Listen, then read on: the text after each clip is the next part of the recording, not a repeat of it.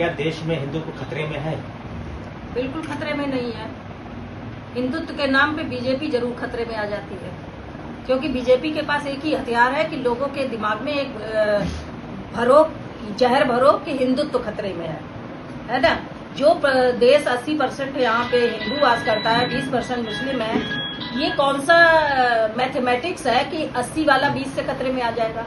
ये तो कह सकते हैं कि 20 वाला 80 से खतरे में हो, ये तो मैथमेटिक्स के हिसाब से समझ में आता है। मगर ये जो भ्रम 2014 से फैलाया है, अब ये लोगों की अच्छी तरह समझ में आ चुका है कि हमारा देश खतरे में है, हिंदुत्व खतरे में नहीं है। रामनवमी पर जिस तरह बिहार में बलवा हुआ है, उसको लेकर क्या कहेंगे आप?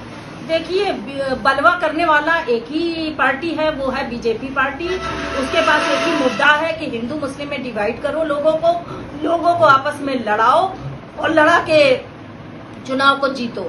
थोड़ा सा ये असर जरूर पड़ता है कि हमारी जो अशिक्षित जनता है वो भ्रमित हो जाती है, बाकी पढ़ा लिखा वर्ग अब कोई भ्रमित होने वाला नहीं है। बीजेपी की जो सच्चाई है वो निकलकर सामने आ चुकी है। समुदाय विशेष को टारगेट किया जाता है, इसको क्या कहते हैं? इसको किस नजरिए से? ये बहुत गलत है। इससे पूरे विश्व में भारत की छवि धूमिल हुई है कि एक समुदाय विशेष को, यानी कि मुस्लिम समुदाय को लेकर जो जिस तरह से बीजेपी आए दिन मुकदमे लिखना, आए दिन जो है मारपीट करना, इस तरह की तमाम घटनाएं हुई है, जिसको लेकर भारत की जो छवि खराब हुई है विश्व में, बहुत गलत मैसेज गया है। लेकिन इस देश में पहले से हिंदू मुस्लिम भाईचारे से रहते आए हैं, आज भी रहेंगे और आगे भी रहेंगे। और मैं बीजेपी सरकार से एक बात पूछना चाहती हूँ, कौन सा ऐसा देश है जिसमें एक ही जाति के लोग रहते हैं या एक ही धर्म के लोग रहते हैं? पूरा विश्व विभिन्न जातियों और धर्मों से भरा हुआ है। इसलिए आप किसी भी देश को एक धर्म विशेष का देश नहीं बना सकते हैं। ये लोकतंत्र के खिलाफ है और भारत एक लोकतांत्रिक देश है और रहेगा हमेशा।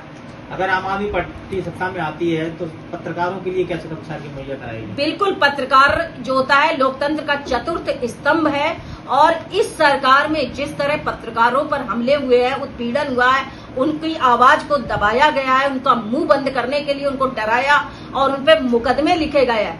आम आदमी पार्टी की अगर सरकार बनती है 2024 में, हमारे अरविंद केजरीवाल जी अगर प्रधानमंत्री बनते हैं, तो आप देखिए कि सच्चा लोकतंत्र जो परिभाषित है, उस परिभाषा को आप इस देश में देखेंगे और उस दौर में पत्रकार बिल्कुल स्वतंत्र होंगे और वो जनता की आवाज बनेंगे। सरकार अगर गलत करती है तो पत्रकारों को पूरा अधिकार होगा उस गलत को, आवाज को उठाना। पीएम की डिग्री पे जो सवाल उठाए कि ठीक है क्या वो सवाल?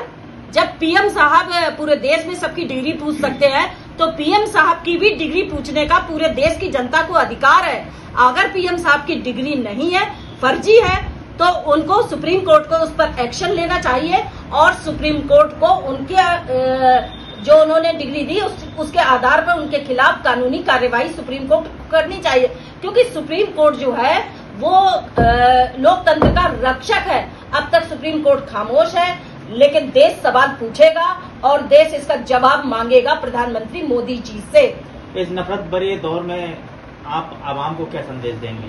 देखिए, मैं आवाम को यही संदेश देना चाहती हूँ कि हम अपने उस भारत को ढूंढ रहे हैं जो हमारा भारत 2014 में से पहले था, और ये भारत अब आपको मिलेगा जब आप एक देश में एक ईमानदार, एक लोकतांत्रिक और सर्वधर्मीय सरकार बनाने में देश बनाएगा, तभी हम अपने भारत को प्राप्त कर पाएंगे और उस खुशहाली को लौटा पाएंगे जो सौहार्द हमारे देश में रहा है। और भारत की यही पहचान रही है कि यहाँ विभिन्न धर्मों भाषाओं के लोग रहे हैं, लेकिन एकता के सूत्र में बंध के रहे हैं। क्या लगता है 2024 में सपा और आम पार्टी का गठबंधन कर सकती है? देखिए, ये तो हमारे जो शीर्ष नेतृत्व है, ये काम उनका है, उनका देखना। ये प्रेस वार्ता उत्तर प्रदेश के नगर निगमों को लेकर है। आम आदमी पार्टी पूरी मजबूती के साथ उत्तर प्रदेश के नगर निगम में चुनाव लड़ेगी। हम लोग water tax half, house tax माफ के नाम पे उत्तर प्रदेश की जनता के बीच जाएंगे और जो भ्रष्टाचार उत्तर प्रदेश के नगर निगमों में, नगर पालिकाओं में, नगर पंचायतों में हुआ है, उसको अपनी झाड़ू से साफ करने का काम करेंगे। आपने देखा दिल्ली के अंदर 15 साल से एमसीडी में भारतीय जनता पार्टी का शासन था। हम लोग दिल्ली वालों के बीच में गए, दिल्ली वालों ने एक बार फिर आम आदमी पार्टी को मौका दिया, अरविंद केजरीवाल जी को मौका दिया, झाड़ू वालों को मौका दिया और दिल्ली से गंदगी साफ करने के लिए हमको दिल्ली में सरकार हमारी एमसीडी में बनाई। जब से हमारी एमसीडी में सरकार बनी है, आम आदमी पार्टी के सभी पार्षद, मेयर, डिप्टी मेयर दिल्ली को साफ करने का काम कर रहे हैं। उसी वादे के साथ जो वादा नहीं है अरविंद केजरीवाल जी की गारंटी है, जो क्रेडिबिलिटी अरविंद केजरीवाल जी की, हम उत्तर प्रदेश की जनता के बीच में जा रहे हैं। हम लोग विधानसभा चुनाव में गए थे, उत्तर प्रदेश के लोगों ने कहा था कि हम आपके बार मौका देंगे। अब वो समय आ गया है। ये चुनाव साफ सफाई का चुनाव है। ये मौका अपने शहरों को साफ करने का चुनाव है। हम उत्तर प्रदेश की जनता के बीच जा रहे हैं और उनसे एक मौका झाड़ू वालों के लिए मांग रहे हैं, क्योंकि झाड़ू से अच्छी सफाई कोई नहीं कर सकता। तो आम आदमी पार्टी हाउस टैक्स माफ, वाटर टैक्स हाफ के नाम पर उत्तर प्रदेश के नगर निगम चुनाव